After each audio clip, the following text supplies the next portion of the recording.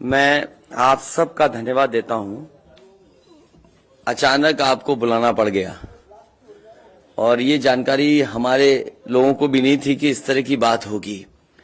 हालांकि ये सूचना मिल रही थी कि लखनऊ से जो मुख्यमंत्री उनके सबसे बड़े अधिकारी हैं और प्रमुख सचिव का जगह जगह फोन जा रहा है कि जहां भारतीय जनता पार्टी हारे वहां पर काउंटिंग स्लो करिए। मुख्यमंत्री के प्रमुख सचिव डीएम्स को फोन कर रहे हैं कि जहां बीजेपी हारे वहां पर काउंटिंग स्लो होनी चाहिए।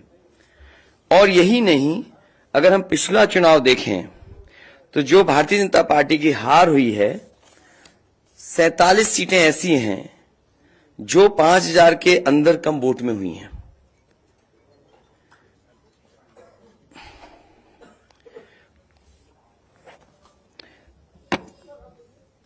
सैंतालीस सीटें ऐसी हैं पिछले चुनाव की जहां पर 5000 वोट के कम फासले से भारतीय जनता पार्टी जीती है। और जो आज देखने को मिला है बनारस में कि जहां ईवीएम्स ले जाई जा रही थी, एक ट्रक पकड़ा गया, 2 ट्रक लेकर के भाग गए।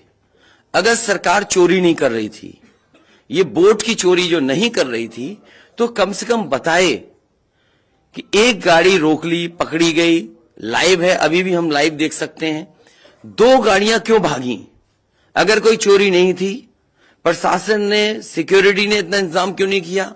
इतनी फोर्स है, अभी इलेक्शन की फोर्स गई नहीं है यूपी से, तो आखिरकार अधिकारी क्यों नहीं कर रहे थे?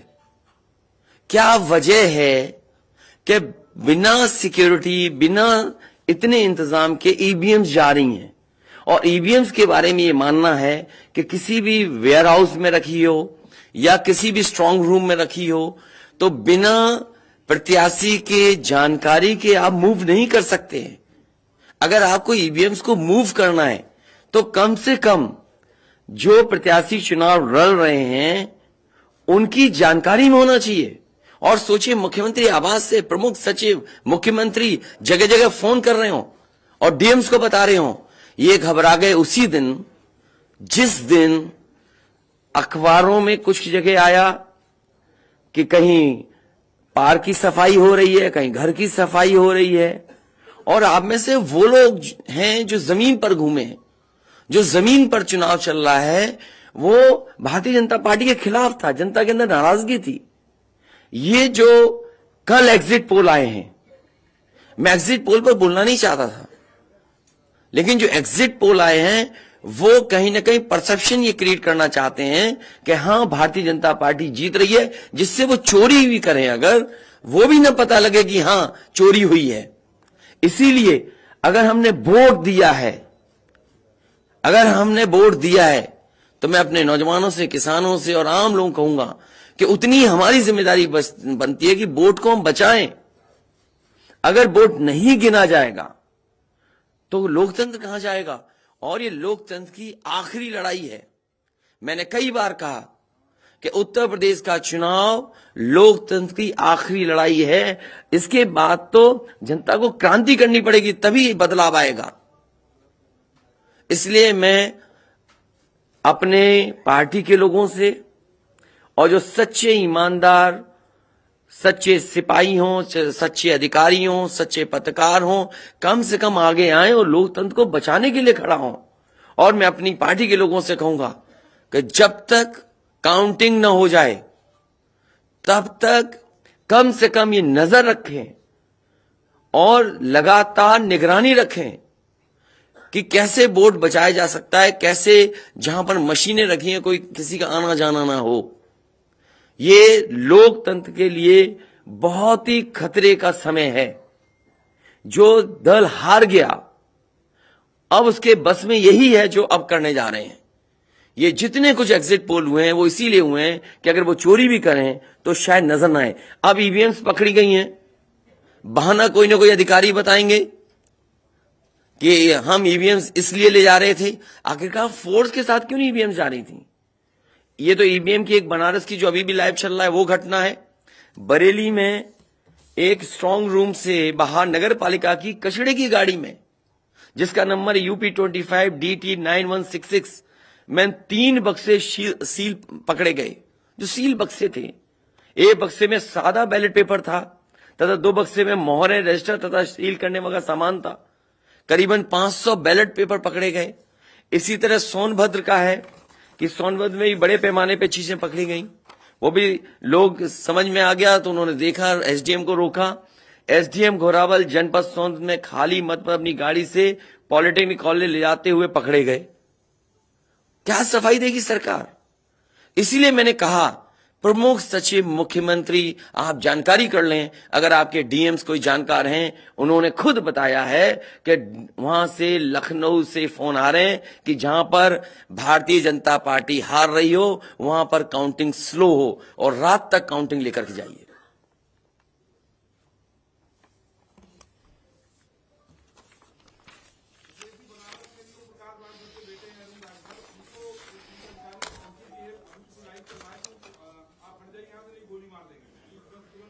तो मैंने आपसे कहा कि ये लोकतंत्र का आखिरी चुनाव है।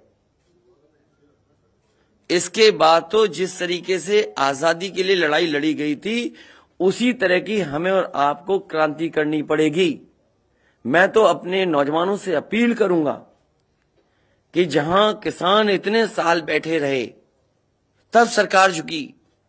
कम से कम 3 दिन लोकतंत्र के अखंड प्रहरी बनकर के EVMs को बचाएं और चुनाव को बचाएं। मैं किसी DM का इसलिए नहीं मानूंगा। DM कौन होता है? अगर प्रमुख सचिव मुख्यमंत्री फोन करेगा, DM क्या कर सकता है? DM की क्या हैसियत है? ये फिर जो प्रत्याशी लड़ने रहे थे उनको आखिरकार DM ने क्यों नहीं बताया? DM अगर ये जवाब दे रहा है तो उस DM से पूछिए कि DM ये बताओ कि तुमने जो प्रत्याशी चुनाव लड़े थे उसके बारे में क्यों नहीं बताया उन प्रत्याशियों को? ये DM आखिरकार किसके नीचे काम कर रहे हैं? और बनारस जैसी पोस्टिंग किसी DM को मिली होगी, इस DM को मैं भी जानता हूं। जब पहली पोस्टिंग मैंने मुजफ्फरनगर दी थी, मैं नहीं जानता ये DM कौन है, किसकी सिफारिश पे ये मुजफ्फरनगर पहली बार गया था। बेईमानी करा रहा है ये DM।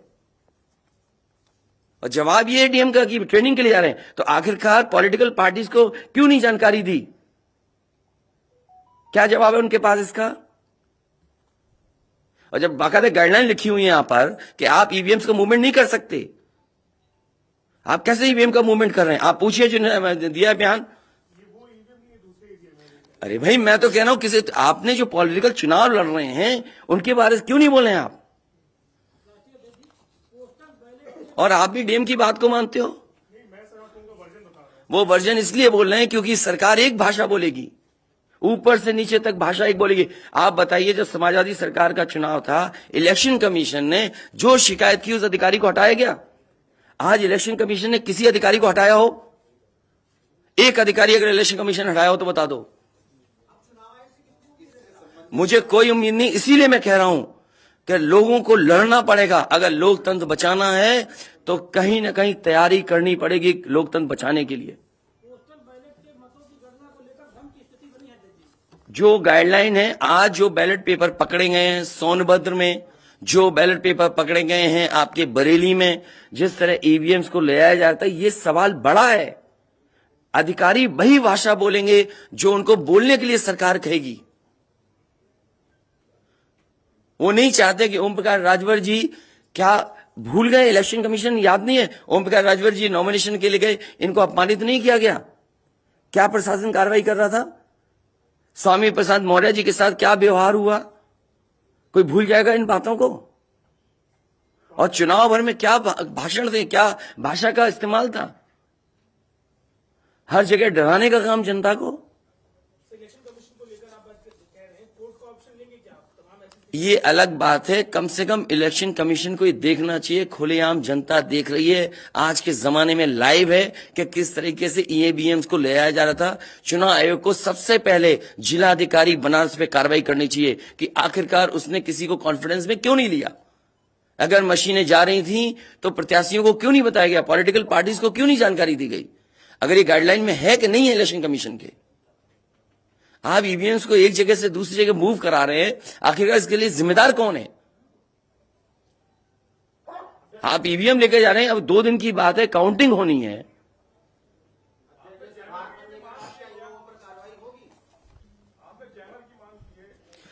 जैमर इसलिए कि कई लोग आशंका इस बात की व्यक्त कर रहे हैं कि हो सकता है कि टेक्नोलॉजी ऐसी हो जहां पर मैनिपुलेशन किया जा सके, इसलिए कहीं ना कहीं देखा जाना चाहिए इस बिंदु को भी।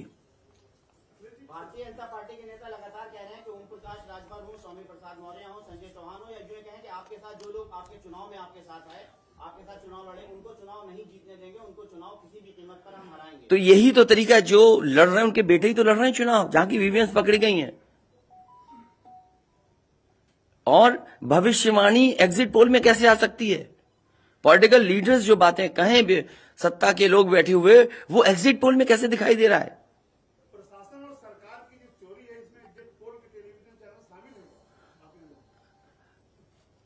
है। आपको ये देखना चाहिए, जो एग्जिट पोल कर रहे हैं क्या मुनाफे के लिए कर रहे थे? जो कंपनियां बड़ी बड़ी सर्वे का पैसा कौन दे रहा है उनको? और जो डेटा दिया है चैनलों को, फ्री दिया गया है कि उपहार में दिया गया है, वो अलग बिंदु है। कोई इतनी बड़ी एक्सरसाइज कर रहा है, उसका फाइनेंशियल बर्डन कौन उठा रहा है?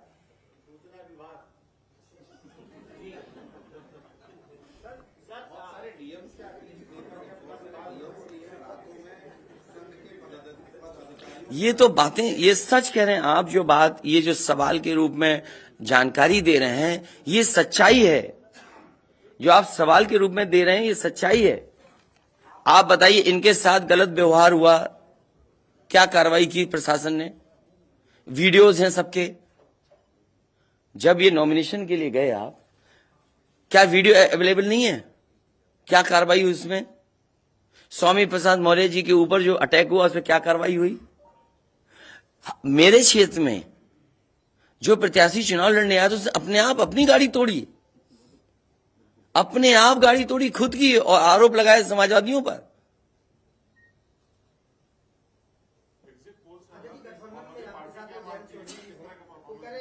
क्या करेंगे जब वोट को लेंगे? आगे वो कह रहे हैं शांतिपूर्ण मतगणना के लिए उन्होंने अपील की है। नहीं, शांतिपूर्ण मतगणना के लिए तो हम भी अपील कर रहे हैं, लेकिन सावधान रहें। अगर वोट दिया है तो वोट को बचाए भी तो सही। अगर ईवीएम्स खुली सड़क पे इस तरह जाएंगी, आप क्या उम्मीद करोगे? आपके बैलेट पेपर पकड़े जा रहे हैं। आपके लखनऊ में ही एक गाड़ी पकड़ी गई थी, उसके अंदर क्या क्या था? वो कहते वो तो हर गाड़ी में टूल बॉक्स होता है। तो टूल बॉक्स में इतना बड़ा हथौड़ा थोड़ी होता है कि आप ताला तोड़ दो। वोट बचाने के लिए कहीं ना कहीं हमें एक अखंड प्रहरी की तरह काम करना पड़ेगा। और अगर हमारे किसान इतने दिनों बैठ सकते हैं, अब तो 3 दिन की बात है, 3 दिन तो बैठना ही पड़ेगा, नहीं तो ये प्रशासन के लोग बैठ करके चोरी करा देंगे।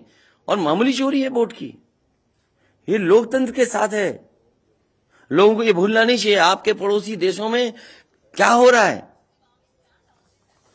इसलिए मैं ये भी गाइडलाइन पढ़ना चाहता हूं कि जो ईवीएम की मूवमेंट के लिए जो मुझे जानकारी मिली है, वो मैं आपसे पढ़ना चाहता हूं कि all polled EVMs and all reserve EVMs after the poll shall be under cover of arm forces, arm police at all times.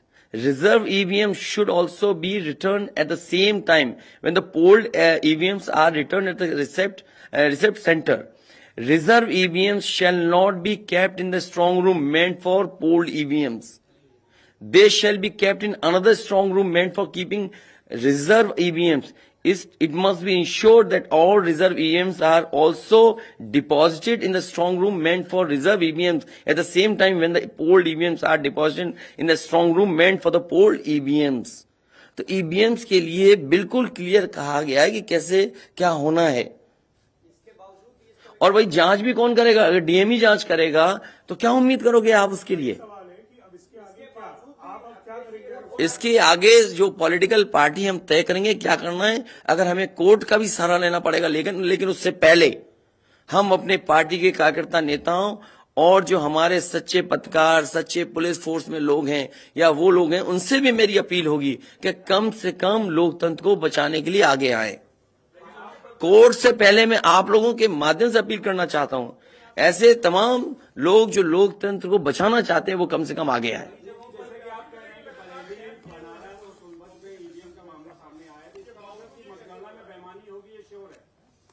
आपने पंचायतों का चुनाव देखा था, भारतीय जनता पार्टी ने खुलेआम वोट को लूटा। जनता को याद है महिलाओं की जो कपड़े फाड़े गए, छीने गए, महाभारत के अलावा अगर किसी ने किया तो वो भारतीय जनता पार्टी ने करके दिखाया। क्या कार्रवाई की गई उस समय बताइए? इलेक्शन जो आपका स्टेट इलेक्शन कमीशन है, शिकायतें हुई, क्या कार्रवाई हुई उनके ऊपर? क्या कार्रवाई हुई पुलिस के ऊपर? क्या कार्रवाई हुई उन लोगों ने जिन्होंने वोट को छीना? इसलिए मैं अपील करता हूं आपके माध्यम से, जो सच्चे पत्रकार हैं, सच्चे अधिकारी, पुलिस फोर्स, लोकतंत्र को बचाने के लोग सामने आए, जिससे लोकतंत्र बचाया जा सके। माननीय मुख्यमंत्री जी, ये जो घटनाएं हो रही हैं, हताशा और निराशा की जो है वो पराकाष्ठा है। क्या ऐसा कुछ होगा? क्या समाजवादी मैं नौजवानों से विशेष अपील करूंगा, और इसलिए अपील करूंगा, मैंने वो तस्वीरें देखी कि नौजवान वोट डालने के लिए लोकतंत्र में कैसे निकल पड़ा। अगर उसने वोट डाला है तो कम से कम वो वोट बचाए। अपना कैसे वोट बचाएगा? गिनने से कैसे गिनती में लाएगा?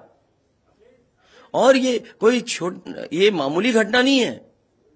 जो लोग लोकतंत्र पर भरोसा करते हैं उनके अंदर आक्रोश होगा, ऐसा नहीं है कि गुस्सा नहीं होगा उनके अंदर। इसीलिए मैंने कहा कि 5,000 के अंतर में सीटें जो जीती गई थी भारतीय जनता पार्टी की, वो 47 हैं। और मैंने इसीलिए कहा कि प्रमुख सचिव मुख्यमंत्री जिलाधिकारियों को फोन कर रहे हैं कि काउंटिंग स्लो की जाए, और बैलेट के लिए हम लोगों ने अपने प्रत्याशियों को और जो एजेंट्स हैं हमारे इलेक्शन एजेंट, उनको समझाया है कि बैलेट को किस तरीके से काउंट करना है, कैसे रखे जाएं, उन सब को समझाने का काम किया। और आप में से जो लोग बनारस गए होंगे वो जानते होंगे कि बनारस साउथ समाजवादी पार्टी जीत रही है, अयोध्या समाजवादी पार्टी जीत रही है। ये घबराहट है बीजेपी को। पवन पांडे जीत रहा है, ये घबराहट है। किशन दीक्षित जीत रहा है, ये घबराहट है बीजेपी को। नहीं, वो अलग बात है, पान भी खाया। और भाषा नहीं देखी आपने? क्या प्रवक्ता की बात करते? कौन है ये चीज प्रवक्ता? कोई प्रवक्ता की बात नहीं करेंगे। क्या प्रवक्ता उठा लाए आप किसी गली मोहल्ले से? क्या प्रवक्ताओं की बात करते हैं आप? इतने सीनियर जर्नलिस्ट बनते हो आप अपने आप को। ये मामला सीरियस है, क्या प्रवक्ता बताएगा? इलेक्शन कमीशन क्यों नहीं बता रहा? ये खुलेआम ईवीएम घूम रही हैं। कोई आश्वासन नहीं दिया। हो सकता है हमारी प्रेस के शायद कुछ जागे। ये यूपी के हैं सब, और कहां के हैं इलेक्शन कमीशन के लोग? रिटर्निंग ऑफिसर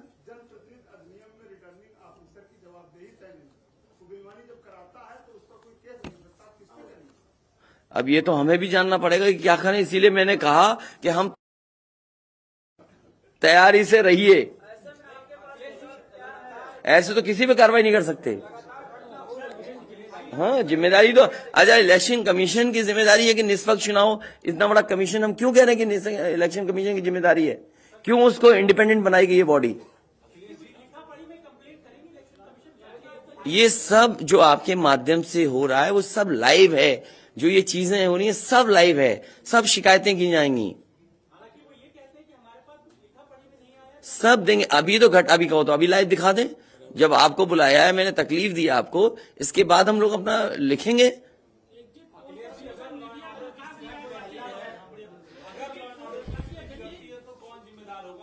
इलेक्शन कमीशन जिम्मेदार है इसके लिए। ईवीएम्स खुलेआम जा रही हैं, बैलेट पेपर कूड़े के डब्बे में पकड़े जा रहे हैं, गाड़ी का नंबर हम बता रहे हैं आपको, एसडीएम लेकर के जा रहा है।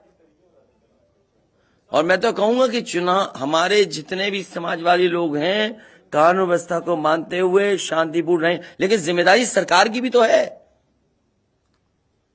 ये जिम्मेदारी इलेक्शन कमीशन की नहीं है, सरकार की नहीं है। आप अगर पूरी सुरक्षा के साथ उन ईवीएम्स को ले जाते, जो प्रत्याशी चुनाव लड़ रहे हैं उनकी जानकारी में लेकर के जाते हैं, तो किसको आपत्ति थी? ये तो पकड़ी गई हैं। अगर चोरी पकड़ी गई है तो चोरी पकड़ी को पे आप कानून व्यवस्था की बात करोगे? आप तो नहीं सुनी जाएगी तो समाजवादी पार्टी हर रास्ते को अपनाएगी जहां पर लोकतंत्र को बचाया जा सके। वो जरूरी है। जहां जहां चुनाव हुए हैं, बंगाल में, तमिलनाडु में या किसी भी प्रदेश में, प्रत्याशी और उनके लोगों ने जगह जगह बैठ करके दिन रात पहरा दिया है।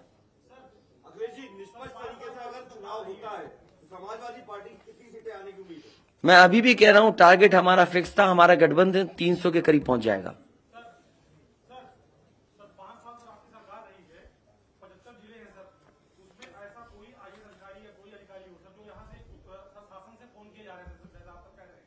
मुझे तो अधिकारी नहीं बताया ना। नहीं, मैंने नाम लिया प्रमुख सचिव मुख्यमंत्री का, जिससे मुझे जानकारी मिली। उसका नाम कोई नहीं बता सकता। हाँ, मुझे इलेक्शन कमीशन अगर कहेगा तो मैं नाम बताऊंगा। अरे हम सरकार चलाएंगे, हमें हमारे इतने भी अधिकारी नहीं होंगे। क्यों नाम बताएं चाहने वालों का? अरे तुम में चाहने वाले बैठे, किसी का नाम ले लूंगा मैं? तुम्हारे ही लोग अलग से मुझे मैसेज करते हैं, नाम ले दूं? अब तुम नहीं, वो हमारे दुश्मन हो तो हम क्या करें तुम्हारा? अरे बहुत सारे हैं जो हमें पर्सनल मैसेज भेजते हैं, तो क्यों नाम उनके ले दूं मैं? क्या चीज? अरे नए हो पत्रकार यार, बहुत सीनियर नहीं हो तुम। अपना परिचय दे दो, सब जान जाए आपको। जाने कौन सा एनबी है।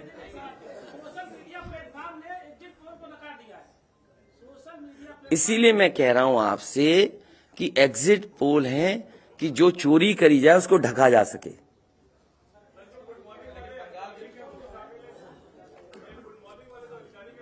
नहीं, अगर ओम प्रकाश राजभर जी से पूछना चाहो तो उनसे ही पूछ लो,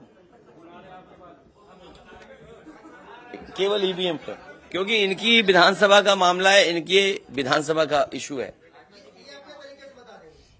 देखिए, जैसा कि अभी हमारे एक साथी ने कहा कि माननीय अखिलेश यादव जी के साथ जो लोग हैं, चाहे संजय चौहान जी हो, चाहे ओम प्रकाश राजभर हो, चाहे स्वामी प्रसाद मौर्य हो, हम उनको जीतने नहीं देंगे। आप ही की तरफ से आया ना बात? आप ही नहीं, ये पूरे प्रदेश में गूंज रही है बात। और भारतीय जनता पार्टी हम लोगों के गठबंधन से घबरा गई है। और बनारस जैसे प्रधानमंत्री जी अपनी इज्जत बचाने के लिए गली गली घूमे हैं। ये मैं कह रहा हूं, गली गली घूमे हैं। जिलेवार 75 साल की आजादी में 70 साल से उठ पड़ रहा है। पहले हमारे देश के प्रधानमंत्री हैं जो जिलेवार रैली किए हैं। अगर गलत कह रहा हूं तो बताओ। पहले प्रधानमंत्री हैं।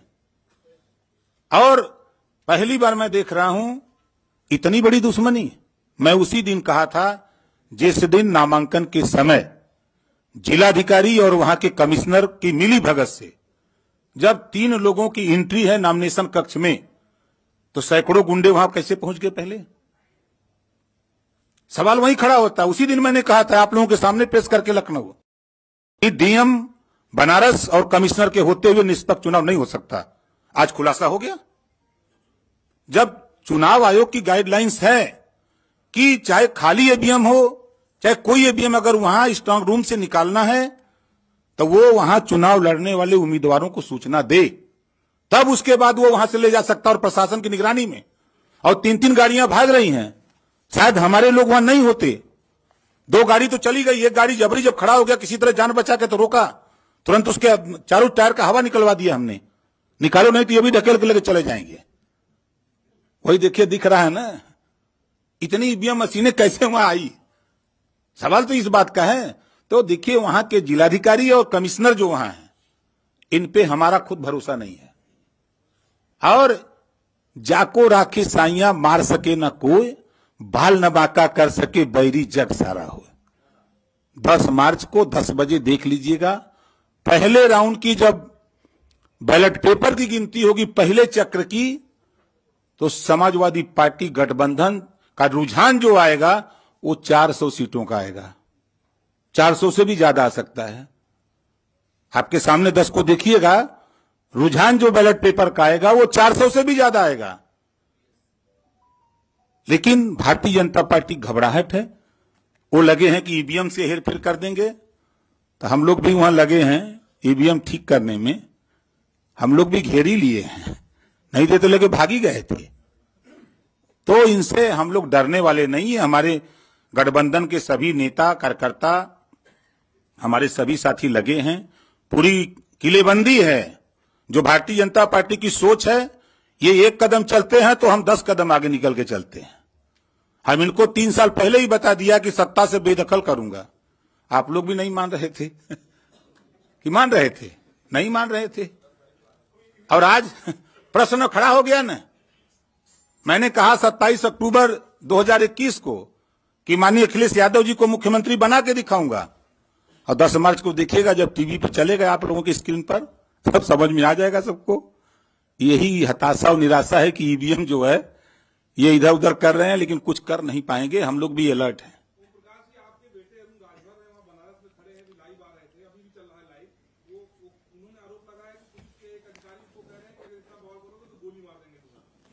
देखिए, धमकाइयां चमकाइयां न पाइयां तब भाग जाइयां ठीक है। ये क्या गोली मारेंगे? वो अपने झंखे दरोगा या सीओ, कोई भी अधिकारी जो ये कह रहा है वो अपने पहले झंखे। वो जिस दिन गोली मारेगा वो कहां रहेगा? धरती पर न रहेगा। ये ओम प्रकाश राजभर हैं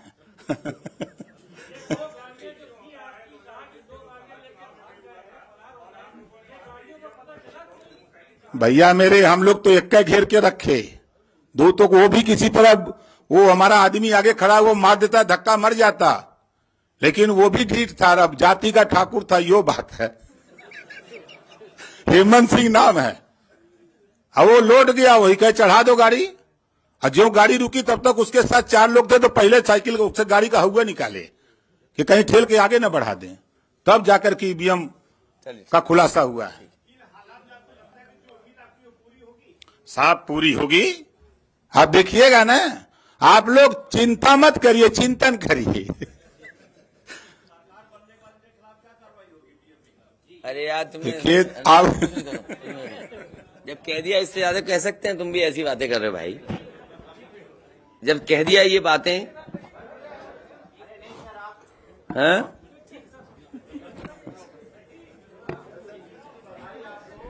नहीं, अभी मत जीत की बधाई दो। अभी जीत की बधाई हम लेंगे और मिठाई भी बांटेंगे आपको। और देखिए, एग्जिट पोल आ गए, बीजेपी वाले मिठाई का ऑर्डर नहीं दे पाए। हैं? क्या बीजेपी का? नहीं, हम तो खिला ही रहे, कल से ही खिला रहे हम तो। हाँ, हम तो कल से खिला रहे मिठाई।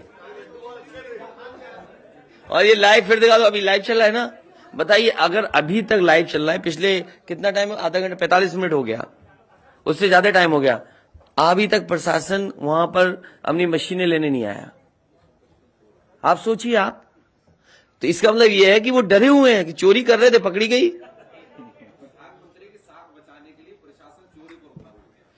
आप देखिए ना, अगर मान लीजिए हम और आप यहां बैठ करके देख रहे हैं, अगर वो चीज लाइव हो रही है तो दुनिया में देखी जा रही होगी।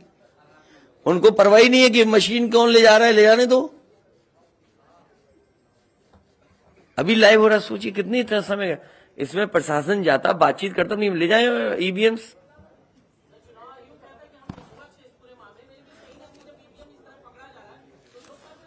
इसीलिए तो मैं कहता हूं, सच्चे पत्रकार भी हमारी मदद करें, सच्चे अधिकारी मदद करें, सच्चे जो लोग हैं, जो अगर आज नहीं तो कल अफसोस होगा।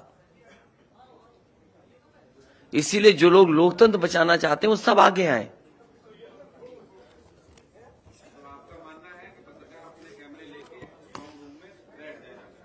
न पत्रकार बैठे, लेकिन कम से कम आवाज तो उठे। नमस्कार, मैं हूं मानक गुप्ता। अगर आपको हमारा ये वीडियो पसंद आया हो तो इसे लाइक और शेयर जरूर करें। और हां, हमें सब्सक्राइब और फॉलो करना ना भूलें, ताकि आप देश और दुनिया की कोई खबर मिस ना करें। तो जुड़े रहिए हमारे साथ और देखते रहिए न्यूज़ 24।